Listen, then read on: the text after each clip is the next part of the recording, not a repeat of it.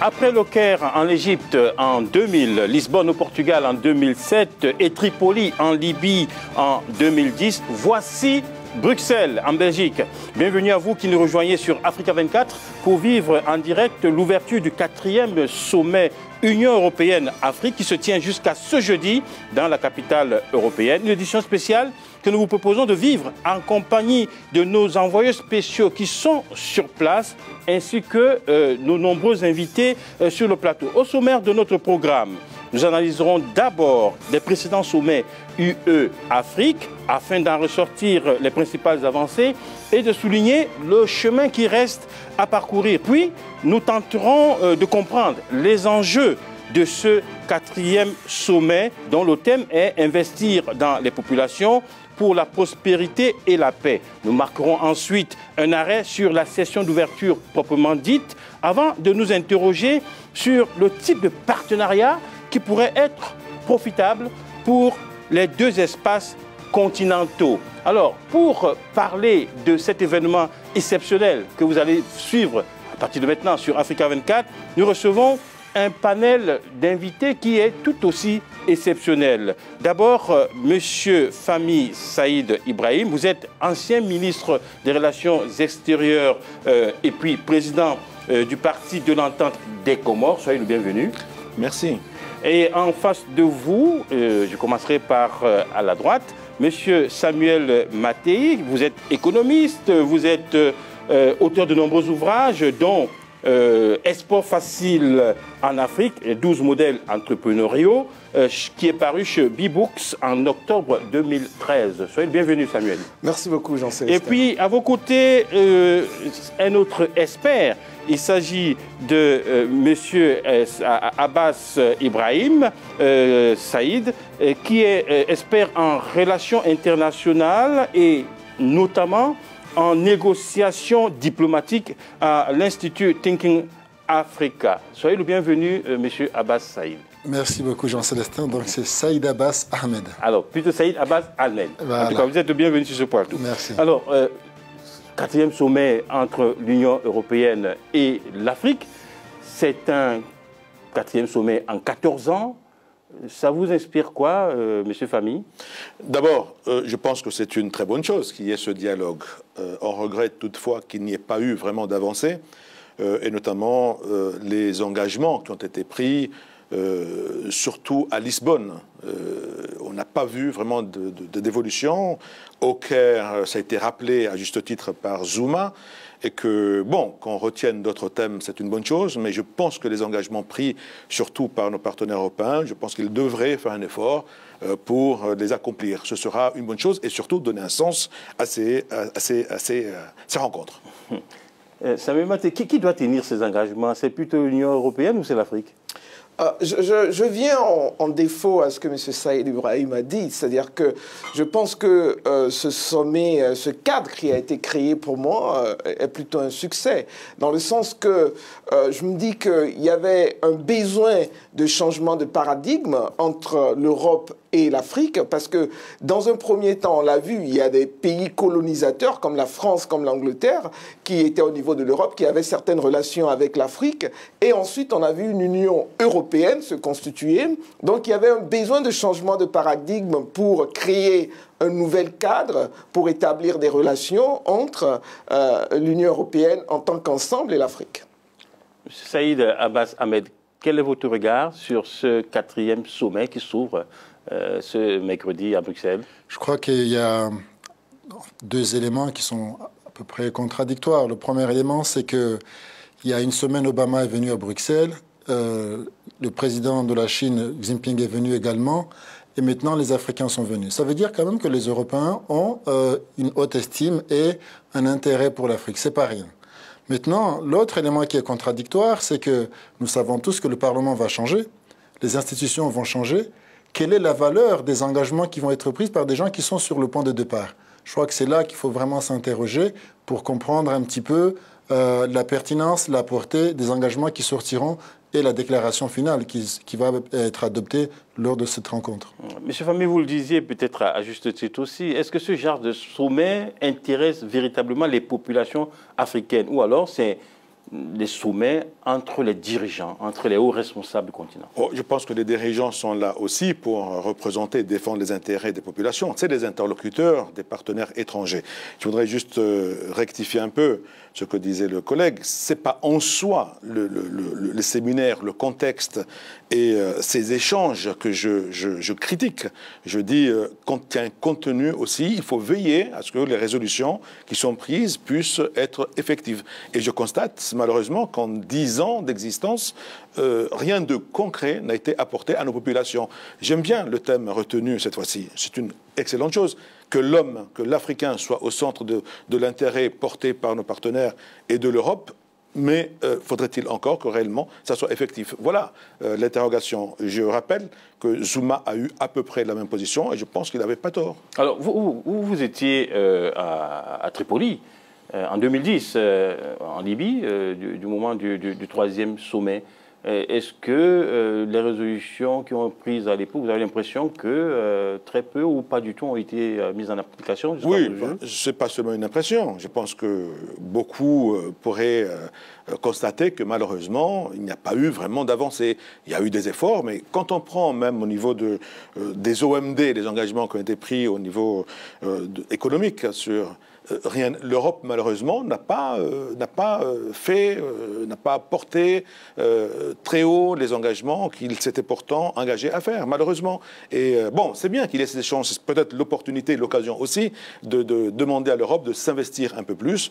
Et bon, il y a un autre problème politique qui se pose aussi. Je pense que l'Afrique devrait davantage penser à se restructurer un peu plus, à s'intégrer, à créer une dynamique africaine d'abord, avant de dialoguer avec le reste du monde. C'est bien qu'il y ait, mais je pense que le dialogue entre Africains est d'abord un préalable important pour que nous puissions avancer avec nos partenaires. Alors c'est quand même une soixantaine de chefs d'État, bien sûr africains, mais aussi de l'Union européenne, qui sont attendus à Bruxelles, et parmi lesquels, justement, le président français, François Hollande, qui est déjà arrivé du côté de la capitale européenne. Et Samuel Maté, je reviens à la même question. Est-ce que c'est un sommet des chefs d'État des deux espaces continentaux ou c'est également un sommet qui peut permettre aux populations des deux espaces peut-être de se rencontrer? Écoutez, Jean-Célestin, je pense que le cadre qui a été créé, quand on regarde les annonces, n'est-ce pas, de ce sommet, de ce cadre depuis les 3 précédents sommets, c'est que on veut arriver à une union des peuples. Et vous allez voir qu'il y a eu, par exemple, dans la préparation de ce sommet, entre le sommet de Tripoli en 2010 et aujourd'hui, il y a eu un certain nombre de rencontres de la société civile, des ONG, etc. Donc, je pense qu'aujourd'hui, on se trouve encore dans cette dynamique où les pays africains veulent toujours qu'on mette des choses sur la table, mais plutôt de réfléchir en termes de... On a créé un cadre et il y a eu des projets qui ont été accomplis. Il y a eu par exemple le projet Africa Connect qui essaie de connecter en fibre optique, etc., tout le continent que ce sommet a soutenu. Il y a le projet d'électrification en Afrique. Donc il y a eu un certain nombre de choses qui ont été accomplies, mais il faut le rappeler, Jean-Célestin, que ceci intervient dans un cadre où chaque bloc avait ses propres problèmes. Donc il y a eu la crise financière qui a secoué l'Europe en ce temps. Il y a eu les crises en Afrique également qui sont intervenus. Donc là, je rejoins plutôt Saïd pour dire également que c'est vrai qu'on a besoin d'une structuration en Afrique. Mais je me dis que le problème n'est pas séquentiel. C'est-à-dire qu'on ne va pas attendre d'être structuré en Afrique avant de passer à autre chose. Donc c'est un problème d'ensemble qu'il faut aborder simultanément. Alors, M. Abbas Ahmed, Saïd aussi, parce qu'il y a 2 Saïd sur le plateau, est-ce que ce sommet qui se tient, il a rappelé Samuel Maté, dans un contexte particulier, où l'Europe est quand même en train de chercher à sortir un tout petit peu de cette crise, la crise financière et tout cela, et où l'Afrique est plutôt bien assise, on voit bien, la croissance est là. Est-ce que c'est un sommet qui se tient plutôt dans un contexte plus favorable à l'Afrique qu'à l'Europe? Pour que le sommet soit favorable à l'Afrique, il faudrait d'abord qu'il y ait une unité de vue. Le contexte en soi n'est pas favorable, il est neutre. Être favorable, c'est être en rapport de force, être capable d'imposer son point de vue, venir avec un agenda. Or, pour ça, on est encore un peu loin.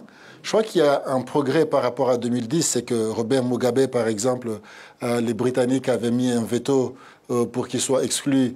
Or, aujourd'hui, il y a un progrès par rapport à ça. Il y a bien sûr les gens de l'Europe de l'Est et les nouveaux pays membres qui ont un intérêt pour l'Afrique, notamment dans le secteur privé, qui poussent. Donc, je crois que si les Africains avaient un agenda clair et une unité de vue et aussi de défense des intérêts, ils pourraient effectivement gagner un peu. Mais je crois que pour ça, il faut d'abord travailler en interne avant d'arriver à la négociation. Alors, travailler en interne, ça suppose quoi? Est-ce que ça voudrait dire qu'il faut gommer les différences au sein de l'Afrique? Je ne parle même pas de l'Union africaine, au sein de l'Afrique? Non, pas la différence. Je pense que la différence peut être enrichissante. Je pense qu'on peut se compléter, mais il faut favoriser l'intégration africaine et que l'on puisse ensemble discuter sur une vision commune. Je pense que c'est un préalable quand, comme le disait notre ami Saïd, c'est fondamental d'abord que l'Afrique ait sa propre vision, une concertation plus étendue et surtout sur la base des structures existantes sous-régionales, voir comment les intégrer dans une structure africaine pour que nous puissions ensemble jouer sur les complémentarités qui peuvent être importantes et que d'ailleurs nous recelons beaucoup d'atouts en Afrique, mais nous n'avons pas su jusqu'à présent les mettre en exergue et en valeur. Et ceci, une fois fait, c'est là qu'on pourra jouer une complémentarité avec le reste du monde et notamment nos partenaires européens. Est-ce que le fait que l'Union européenne, c'est quelques 27 pays, mes souvenirs sont exacts, l'Afrique, c'est un continent de 54 États, est-ce que ça ne pose pas même un problème au niveau même du dialogue équitable, Samuel Maté? Non, c'est clair, Jean-Célestin. En économie, il y a John Nash, prix Nobel, qui parle de la théorie des jeux. C'est-à-dire que plus on a de multiplicité au sein d'une organisation ou au sein d'un bloc, plus le dialogue devient difficile. C'est-à-dire que si vous prenez 10 personnes qui doivent arriver à un consensus, ça sera difficile. Mais si vous prenez 100 personnes qui doivent arriver à un consensus, ça sera encore plus difficile. C'est pour ça que je pense... Ce consensus dont vous parlez, elle en aura bien besoin. Madame Catherine Samba Panza, qui est la présidente de transition de la Centrafrique. Non, mais c'est clair, Jean-Célestin. Et c'est pour ça que je pense que l'union doit se faire comme l'a dit dans le cadre de 2010, l'union des peuples et des sociétés. C'est-à-dire qu'aujourd'hui, si je veux rejoindre Saïd Ibrahim dans ce sens, c'est de dire qu'il faut, par exemple, l'union des patronats africains, qu'ils arrivent à un consensus, l'union des ONG dans tel domaine, etc. Et je pense que c'est à partir du privé, à partir de la société civile, qu'on va pouvoir avancer plus rapidement par rapport aux politiques et aux chefs d'État. Oui, M. Abbas, c'est ce que vous pensez vous aussi? Bon, je pense que l'idée de panafricanisme a toujours été, depuis Nkrumah jusqu'à nos jours, une espèce de mantra. Donc, idéalement et politiquement, c'est très joli. Mais comment vous expliquer qu'on veut faire une Union africaine quand un Algérien ne peut pas traverser la frontière pour aller au Maroc, quand un Comorien doit payer un visa pour aller en Tanzanie? Donc, on a des textes qui disent clairement qu'on a le droit de circuler librement sur le continent. À ce jour, seul le Rwanda a aboli le droit de visa.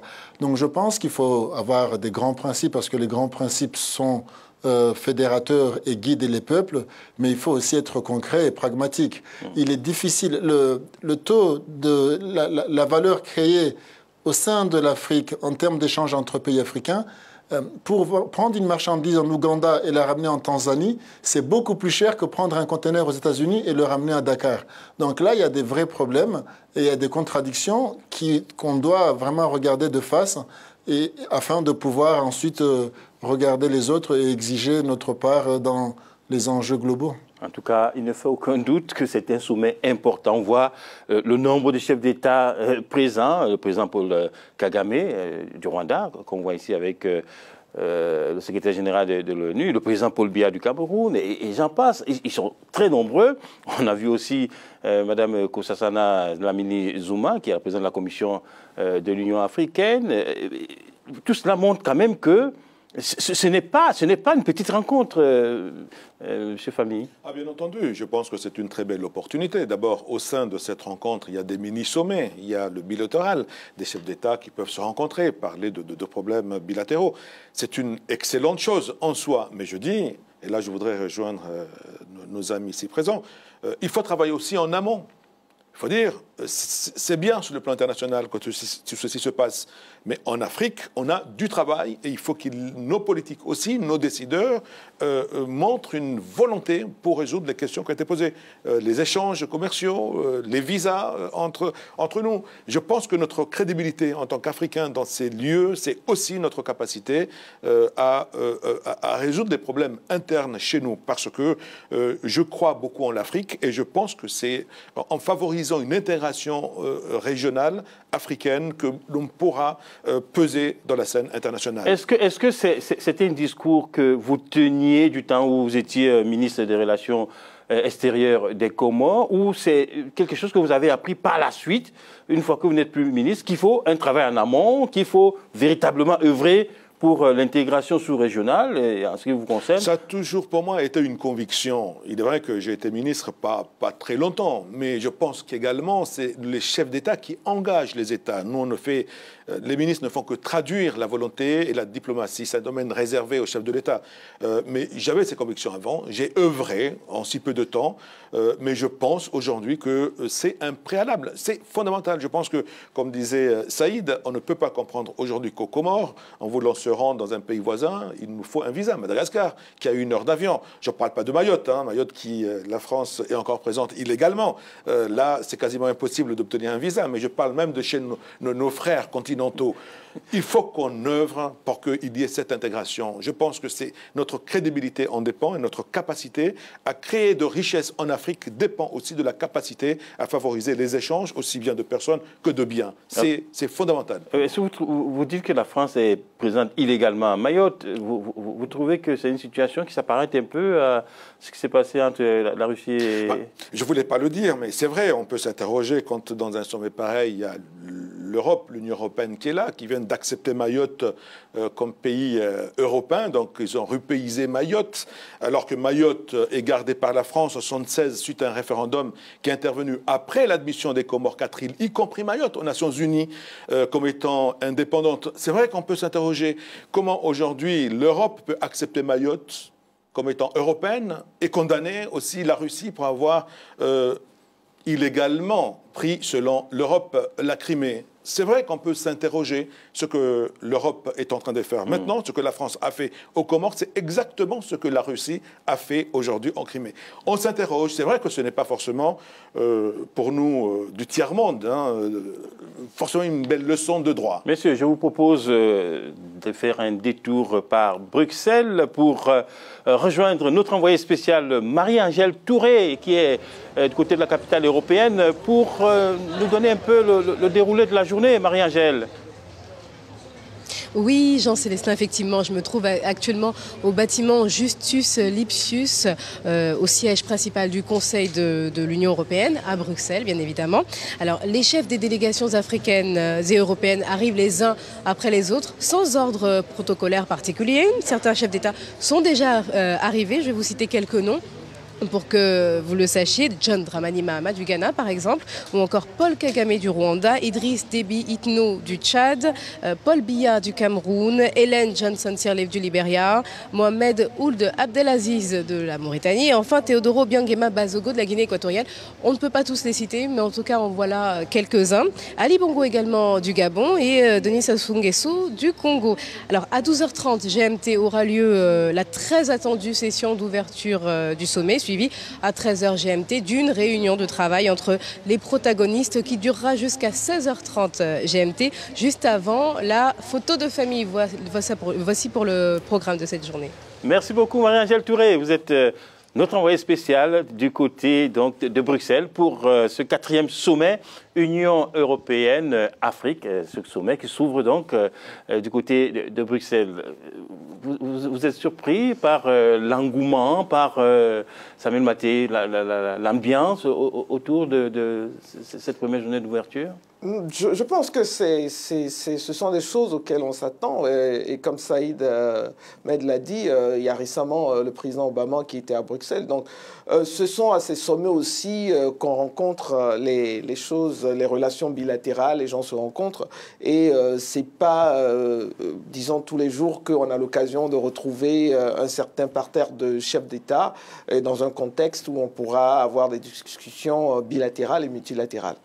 Saïd Abbas Ahmed, est-ce que justement ces rencontres bilatérales, des rencontres un peu à part, ne risquent pas d'amoindrir un peu l'importance même du sommet? Non, pas du tout, justement. La diplomatie, c'est ça. La diplomatie, c'est les couloirs, les choses les plus importantes, et plus particulièrement chez nous en Afrique. J'ai participé à beaucoup de négociations. Jamais les gens vont vous dire les choses autour de la table. C'est pendant la pause, pendant le café, où les gens vont prendre des décisions importantes. Donc aujourd'hui, que ce soit un sommet du G20, de Nations Unies, il y a toujours des événements à côté. On sait que, par exemple, le président Hollande a proposé une mini-rencontre autour de Centrafrique avec les pays amis et les pays qui sont intéressés. On sait que, par exemple, d'autres pays vont demander des rencontres en bilatéral pour aborder des enjeux qui le tiennent à cœur. Donc, aujourd'hui, c'est le moment phare, mais hier, il y a eu une rencontre des ministres des Affaires étrangères, il y a eu différentes rencontres de préparation, et donc, cela fait partie de la diplomatie. À nous, encore une fois, de savoir tirer profit de ces rencontres, d'avoir un agenda clair, bien préparé, avec des exigences pour être prêt à la table. Et c'est ça, encore une fois, quand je vous ai dit que je forme des diplomates à l'Union africaine, on insiste beaucoup sur la préparation. On n'est pas là uniquement pour écouter. On est là aussi pour exiger. Et ça, c'est difficile de faire passer ce message que vous n'allez pas là-bas pour être vu. Vous allez là-bas pour revenir avec des décisions. Donc, ce n'est pas simplement une rencontre touristique. Pas du tout. Oui, c'est aussi pour revenir avec du concret. C'est de la politique de très haut niveau et il faut être exigeant, bien préparé et avoir des dossiers bien ficelés. Je reviens quand même sur la formulation de ces sommets, parce qu'il y a quelque chose. D'un côté, on dit c'est Union européenne, de l'autre côté, on dit Afrique. Pourquoi on n'aurait pas pu dire Union européenne, Union africaine, Monsieur Fahmy? C'est vrai. Moi, j'aurais préféré, très sincèrement, que ce soit l'Union africaine, qui, en tant qu'institution, au sein duquel, bien sûr, tous les États, mais il y a un seul problème également dans cet aspect. Il y a le Maroc, qui n'est pas membre, qui a quitté depuis une trentaine d'années, ce qui est un peu regrettable. J'aurais aimé aussi que l'Union africaine fasse en sorte qu'un grand pays, un beau pays comme le Maroc, ne soit pas à l'écart, puisse intégrer l'Union européenne, l'Union africaine. Je pense sincèrement que c'est vrai que le dialogue dans ces deux blocs, deux institutions, aurait été autrement plus appréciable, je pense. Bon, maintenant, le quadrillé, comme on l'a dit ici, c'est l'occasion, de toute façon, de parler de choses importantes, aussi bien dans le cadre du sommet lui-même, mais comme bilatéral, comme je l'avais dit tout à l'heure. Mais je dis que c'est vrai, il y a un problème chez nous, en Afrique.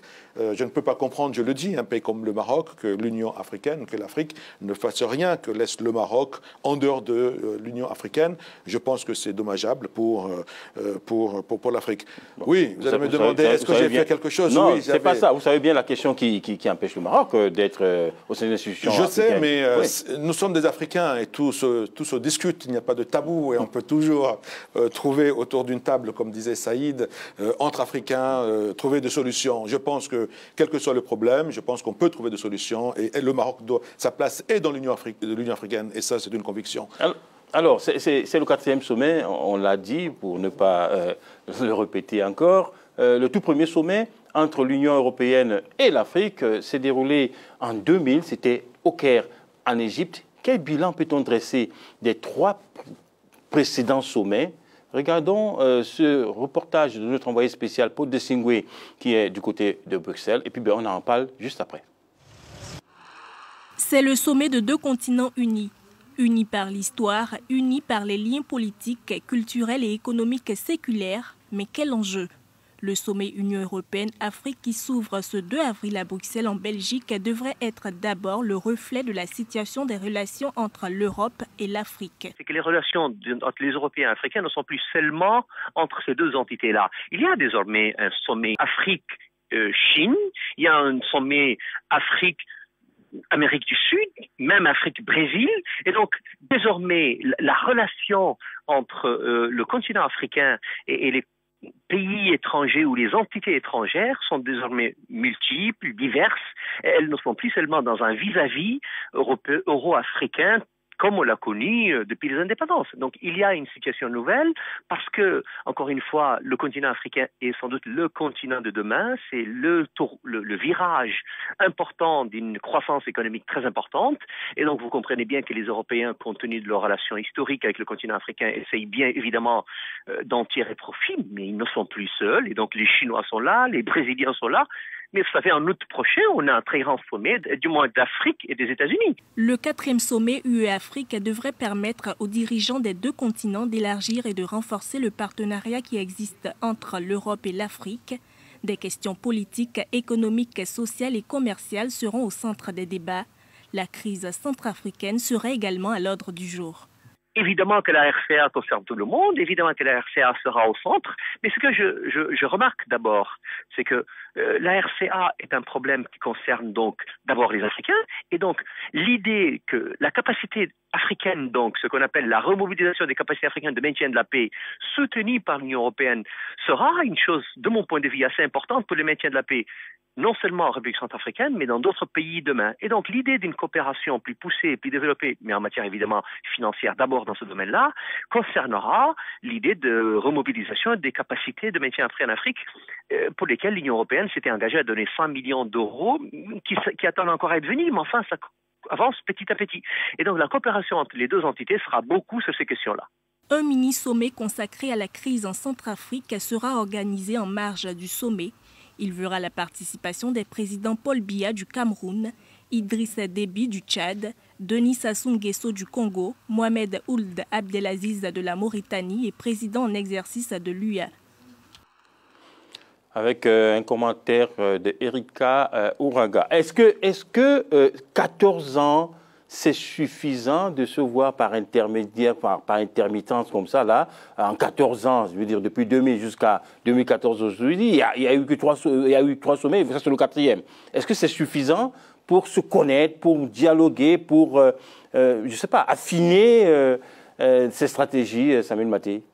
Écoutez, Jean-Célestin, en économie, on parle de lag, c'est-à-dire que quand vous prenez une décision, il faut un temps d'effet. C'est-à-dire qu'avant que ces décisions ne soient impactées sur la population. Donc, l'essentiel ici n'est pas la multiplicité des sommets. C'est plutôt, disons, l'efficacité des décisions et leur mise en œuvre. Donc, pour moi, ce n'est pas nécessairement le nombre de fois qu'on se voit au bout de 14 ans, mais c'est quelle est la pertinence des décisions et des cadres qu'on crée, n'est-ce pas, et comment on les met en œuvre. Et c'est ce que nous devons voir ici, et je pense que beaucoup de choses peuvent être revues à ce niveau.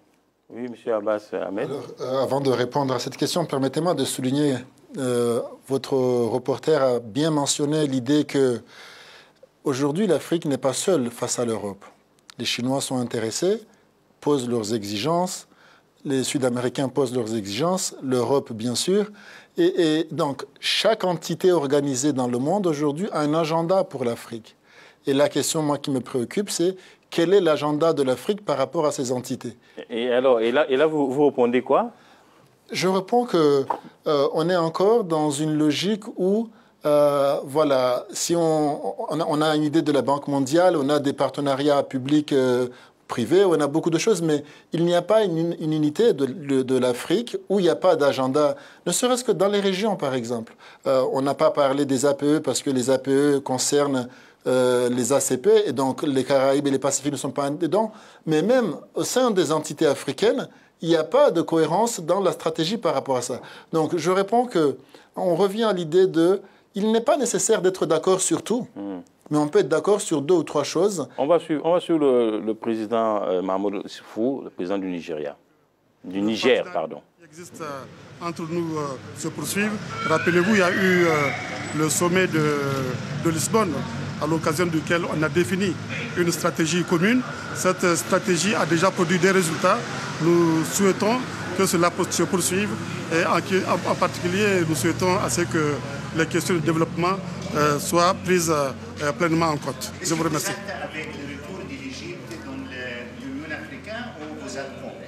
Je vous remercie. Voilà, donc le président Mahamadou Issoufou, qui est le président du Niger, la République du Niger, hein, qui souhaite que les questions de développement soient au cœur de ce sommet. Qu'est-ce que vous en dites, vous, M. Fahmy? Il a parfaitement raison. Je pense que l'état où nos pays se trouvent, une grande partie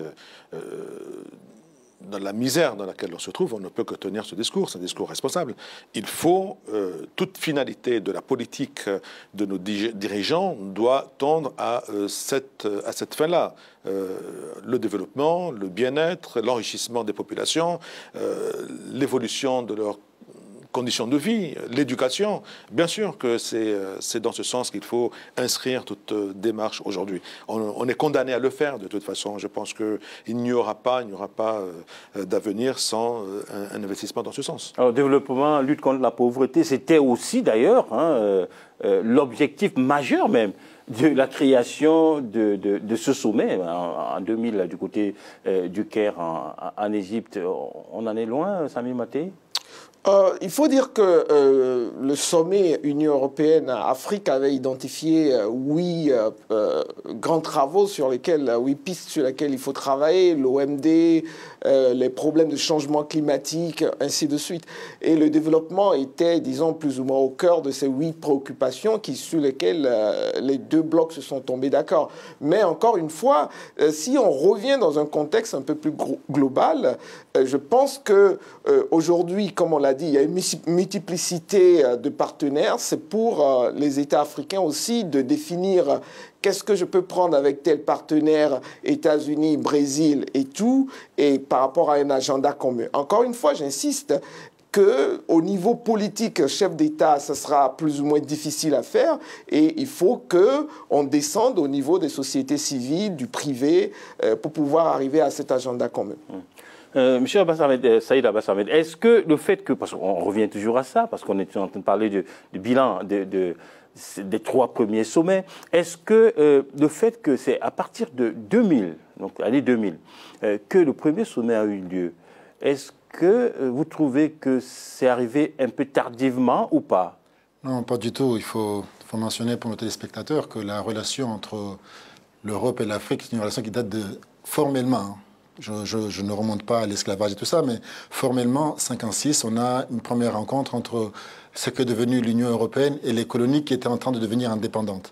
Donc, c'est vrai que cette configuration-là, on peut dire qu'elle est tardive, mais les canaux de communication existent depuis longtemps. Ce sont les mêmes personnages qui se rencontrent dans le cadre ACP.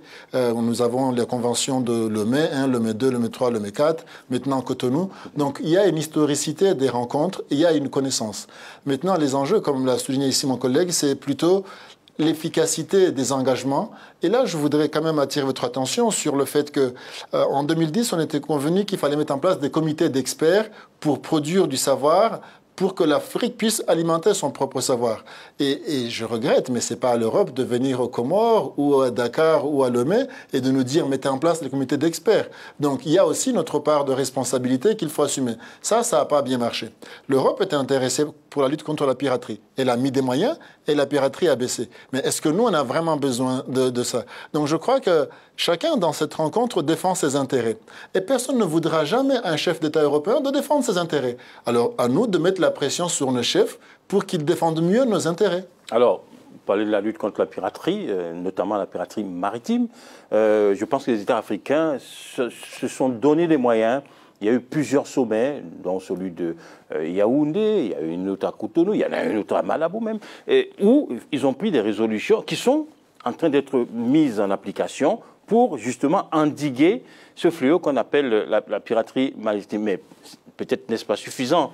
Monsieur Fahmy, est-ce que nos pays entendent mettre tout en œuvre pour justement participer au développement du continent? Est-ce qu'on a le sentiment, de votre point de vue, vous avez participé notamment au sommet de Tripoli, est-ce qu'on peut dire que les États, mais au-delà des États, parce que les États ne peuvent pas tout faire, les populations, les ONG, est-ce que tout le monde est mobilisé pour cette question de développement, pour cette question de lutte contre la pauvreté, par exemple? Je pense qu'il y a une prise de conscience maintenant. C'est la manière de faire qui fait défaut. C'est vrai que nos politiques en Afrique, mais là je reviens sur ce que je disais au départ, c'est par la concertation, pour qu'il y ait une intégration, pour que nous puissions défendre les intérêts de l'Afrique et de nos sous-régions. La prise de conscience, elle est là. Maintenant, c'est de savoir faire. Comment faire pour faire de cela, faire progresser la situation. Mais pour revenir sur la piraterie, je voudrais parler de la région des Indiens. Au niveau de la Commission des Indiens, il y a eu effectivement une volonté forte de lutter contre les actes de piraterie, et l'Union européenne a accompagné. Mais comme disait Saïd, c'est vrai, dans cette partie du monde, quand l'Union européenne a voulu des résultats, parce que aussi il y avait des enjeux économiques qui n'étaient pas seulement liés à nos pays, mais à des transactions internationales et des enjeux internationaux fondamentaux. Et là, l'Europe a su mettre les moyens. Mais il revient à l'Afrique de définir, je pense, son modèle et son avenir. Mais cela sera possible que dans la concertation, d'où l'intérêt de favoriser cette intégration dont je parlais tout à l'heure. Je pense que un partenaire restera un partenaire. Qu'ils défendent leurs intérêts, c'est tout à fait normal, mais il nous appartient à nous de défendre les nôtres.